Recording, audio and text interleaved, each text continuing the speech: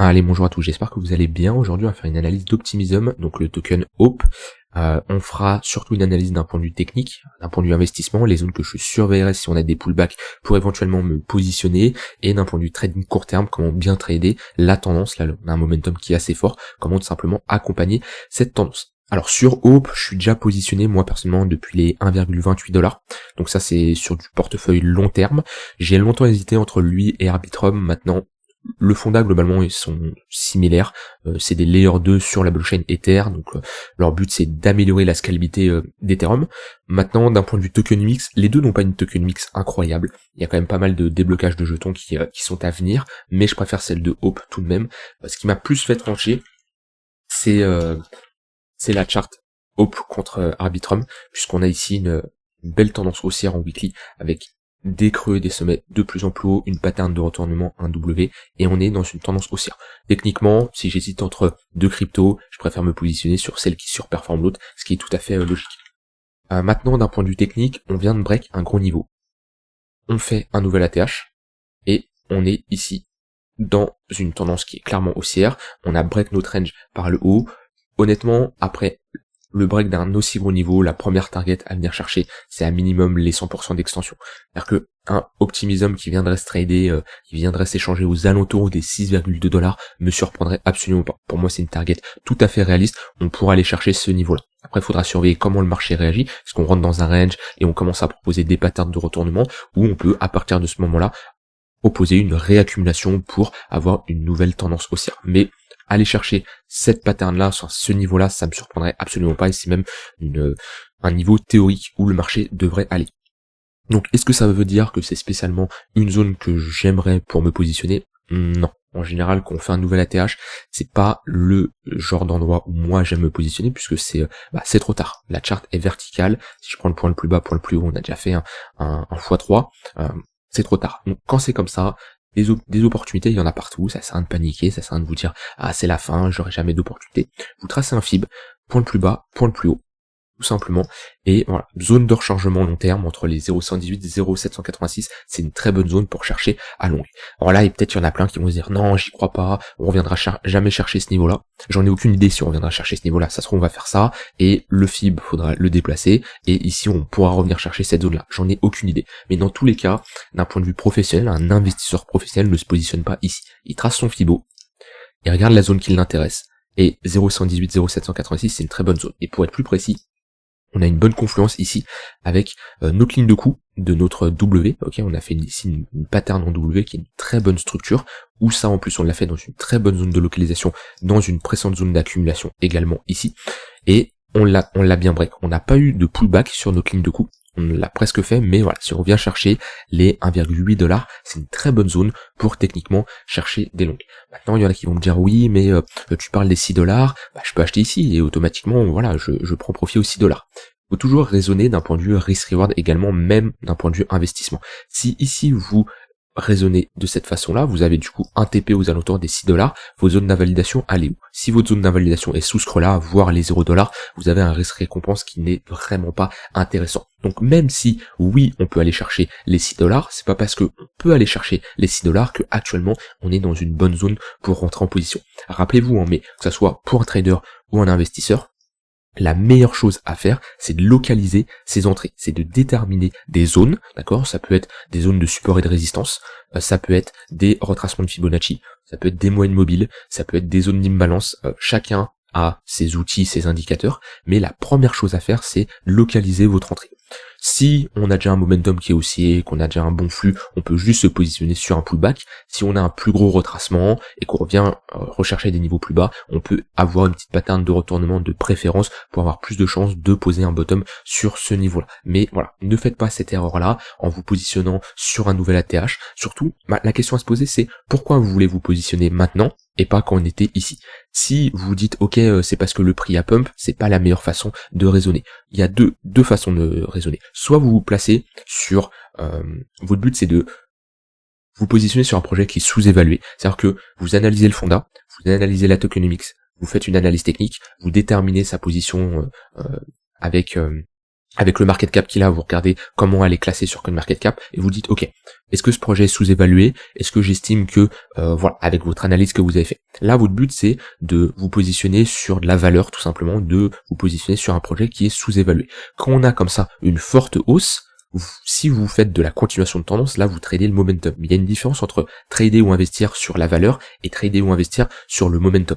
Trader ou investir sur la valeur, on va chercher à se positionner quand le marché il est tout simplement horizontal, qui ne fait pas grand chose. Ce genre de phase de range, quand on va commencer à break, et ben lors des pullbacks sur la ligne de coup, par exemple ici on a une petite pattern en W, ou également sur le bad range, si on veut être un peu plus agressif, mais on n'a pas spécialement de signaux de retournement, donc c'est pour ça que c'est plus agressif. Là on va essayer de se positionner sur la valeur, on veut se positionner sur un projet qui est sous-évalué, ou de préférence, on attend qu'on a un vrai breakout et on se positionne lorsqu'on a un momentum assez fort. C'est exactement la même chose sur le BTC. Ceux qui tradent la valeur, globalement, ils ont cherché à se positionner ici, qu'on était sur des niveaux assez bas, qu'on a proposé des patterns de retournement, et les gens qui tradent le momentum, eh ben, ils ont fait de la continuation de tendance sur ce genre de niveau et ils se sont positionnés lorsqu'on avait un momentum assez fort. Voilà. Comme je dis, il y a une différence entre trader la valeur et trader le momentum. Donc ça c'est d'un point de vue long terme. La zone idéale, comme je l'ai dit, c'est les 1,8$. C'est une très bonne zone de localisation. Ça veut pas dire qu'on va y aller, mais c'est à dire que si on y va, c'est une bonne zone. Des opportunités, il y en a partout. Il n'y a pas que Hope dans l'écosystème crypto. Et si vous avez raté ce token là, admettons le token fait ça, et ne connaît pas de nouveaux plus bas, enfin de plus bas, de retracement, et ben tant pis. Ne prenez pas le risque de vous positionner sur un token qui n'est pas dans une bonne zone de localisation, parce que si vous positionnez ici et qu'on fait ça, si c'est pour vous prendre moins 60% et de vendre ici parce que vous dites ah non ce projet finalement c'est de la merde parce que vous réagissez en fonction de vos émotions et pas en fonction de votre plan, de votre stratégie, ça sert à rien tout simplement. D'un point de vue un peu plus court terme, alors hop, on met des moyennes mobiles. Les moyennes mobiles sont bien orientés à la hausse. On a le 4 heures qui est au-dessus du 1 heure, le 15 minutes qui est au-dessus également du 1 heure. On avait ici un momentum bien haussier. On est rentré dans une phase de range, on est revenu chercher notre tunnel 4 heures, un range presté par une tendance haussière, plus de chances de casser à la hausse. On a fait la même chose ici, et là, on est actuellement dans un range qu'on est en train de break par le haut. Donc pour le moment, pas de signaux de retournement. On est toujours dans une phase haussière. On a toujours des acheteurs qui sont présents, vu qu'on voit qu'on fait toujours des creux et des sommets de plus en plus haut. Donc déjà, première chose, je ne chercherai pas du tout à shorter un marché qui est comme ça. Absolument pas. Quand vous avez un momentum qui est aussi puissant en daily, weekly, on vient de break un nouvel ATH. Comme je dis, c'est pas parce que on ne doit pas investir ici qu'on doit absolument shorter. Non, ne faites pas cette erreur. Concentrez-vous vraiment sur accompagner cette tendance et cherchez tout simplement à long jusqu'à temps que la tendance s'épuise. Une tendance, c'est des creux et des sommets de plus en plus haut. Le but, c'est de trader la tendance jusqu'à avoir un retournement. Alors peut-être qu'à un moment, vous allez vous manger un stop loss. Peut-être que vous allez rentrer ici et vous allez manger votre stop. Mais si vous tradez bien les différentes vagues haussières qu'on a, avec un bon risk reward, la perte que vous mangez ici ne doit pas être plus importante que les gains que vous avez fait ici, d'accord? Donc pour le moment, la tendance est haussière. Alors, on vient de break un niveau, on a fait ici une pattern de réaccumulation avec cette pattern en W.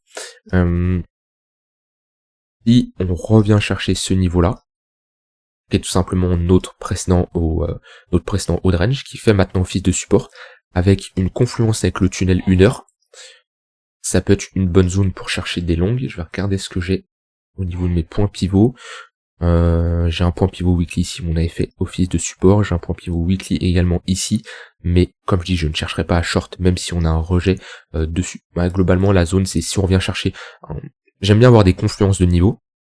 Ça peut être soit via des moyennes mobiles et des points pivots, soit comme on avait ici, bonne confluence avec le tunnel 1 heure et le point pivot weekly. Alors là, je zoomerai en 1 heure 15 minutes pour chercher un setup d'achat sur par exemple un ravalement ou une pattern de retournement. Là, on a un petit ravalement ou même en 15 minutes si on a ici, hop, un petit W. Voilà. On a ici une pattern de retournement. Alors, ça peut être une entrée un peu agressive quand même, mais avec un bon money management, une bonne gestion de son risque, ok, c'est le genre d'entrée qui peut être très intéressant. Donc j'aime bien avoir des confluences, c'est-à-dire avoir dans une tendance, avoir mes moyennes mobiles, ou un point pivot, ou une zone de support, ou de résistance. Donc là, comme je dis, on était dans un range, on l'a cassé à la hausse. Si on vient faire un pullback sur ce range-là, et qu'on a une confluence avec le tunnel 1 heure, on peut être dans une bonne zone pour chercher des longues. Sur du plus court terme, si on a une confluence avec le tunnel 15 minutes et un point pivot daily, ça peut être également une bonne zone. Par exemple comme on avait ici. confluence, point pivot, plus tunnel, 15 minutes. J'aime bien voir ces confluences-là également. Sinon, si on rentre à nouveau dans un range, or, soit vous tradez une tendance, il y a plusieurs façons, soit vous tradez lorsqu'on a un break et un pullback, soit vous attendez un nouveau range et vous positionnez sur le bas de range. Ça va dépendre des conditions, de comment le marché évolue, mais j'aime bien également avoir une tendance haussière, une phase de range et chercher à me positionner sur le bas de range, d'accord, avec une prise de profit sur le haut de range et laisser courir des gains si on a un break de ce niveau-là. Parce que je vous rappelle, range précédé par une tendance haussière, plus de chances de casser à la hausse. Donc voilà, vous avez plusieurs manières comme ça de vous positionner, soit sur le bas de range, ok, donc vous attendez voilà, alors le plus simple c'était celle que je vous ai montré tout à l'heure, elle était beaucoup plus visible, j'enlevais tout ça sinon. Hop. Voilà, ici, on était dans un range, on voit qu'on arrivait dans une phase où on faisait des creux de plus en plus haut, contraction de la volatilité, on épuise tout simplement l'offre, hein, beaucoup moins de vendeurs, et précédé par une tendance haussière, on a plus de chances de casser à la hausse. Et globalement, le but c'est se positionner. Alors, il y en a qui vont attendre le break et se positionner soit ici, soit sur le pullback. Moi, je suis pas fan, je préfère me positionner ici ou ici. Donc, globalement, sur le 3e ou 4e creux d'une contraction.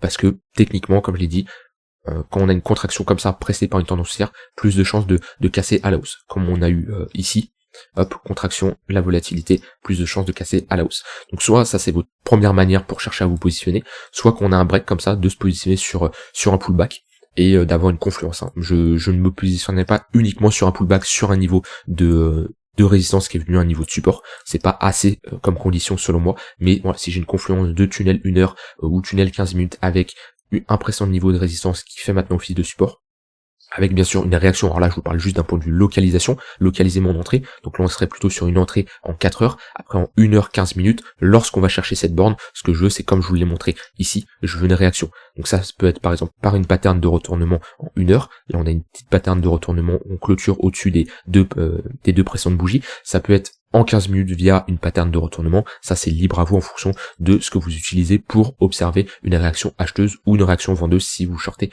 un marché. Voilà, pas grand chose à ajouter de plus. Comme je l'ai dit, d'un point de vue investissement, c'est trop tard selon moi, il n'y a rien à faire. Par contre, d'un point de vue continuation de tendance, oui, on est en tendance et concentrez-vous sur les altcoins qui sont fortes. N'allez pas me trader le BTC à l'heure actuelle parce qu'il ne fait pas grand chose. Concentrez-vous sur les altcoins qui sont, elles, pas mal en tendance haussière, avec un bon flux, un bon momentum, et tout simplement, quand on a des dips dans des zones de localisation très intéressantes, et ben cherchez à vous positionner. Par contre, si on commence à proposer une divergence baissière, tac, tac, comme ça, attention, même si on est toujours dans une tendance haussière, affaiblissement des acheteurs, ça veut pas spécialement dire qu'on va se retourner, mais qu'on rentrera sûrement dans une phase de range. Alors je sais pas où ça va se faire, mais souvent quand on a une tendance haussière, on pousse souvent la divergence baissière. Par exemple comme on avait ici. Voilà. Premier pump, ok, second pump, troisième pump, donc là on a une tendance haussière en 3 vagues, et on a première divergence baissière, seconde divergence baissière. Donc voilà, attention, ça nous montre tout simplement un affaiblissement des acheteurs. Et comme je dis, alors là on s'est retourné assez tard vu que c'est qu'on a break ici, mais entre temps on est rentré dans un gros range. Divergence baissière ne veut pas spécialement dire retournement, ça veut dire affaiblissement, parce qu'après on a refait ici une divergence haussière. On aurait pu très bien break et avoir une continuation. Mais voilà, on a une autre diff qui nous montrait un affaiblissement des acheteurs. Voilà, pas grand chose à dire de plus, j'ai dit ce que j'avais envie de dire. Très important, surtout retenez ça, concentrez-vous sur des altcoins qui sont fortes. Ça sert à rien de trader des altcoins qui font des moins 3, moins 5% en vous disant ils sont en retard, ils vont prendre leur retard. Ça, d'un point de vue investissement, ok, pourquoi pas, de se dire bah voilà, d'un point de vue investissement, on va pas se positionner sur des Aube, sur des Solana parce que c'est trop tard. On va se dire ok, je me positionne sur des altcoins qui sont un peu en retard. Par contre, d'un point de vue trading, ça c'est une erreur. Concentrez-vous, là on a du momentum, là on a du flux pour accompagner cette tendance. Voilà, je vous souhaite une très bonne fin de journée et on se retrouve demain pour une prochaine vidéo. Bye bye.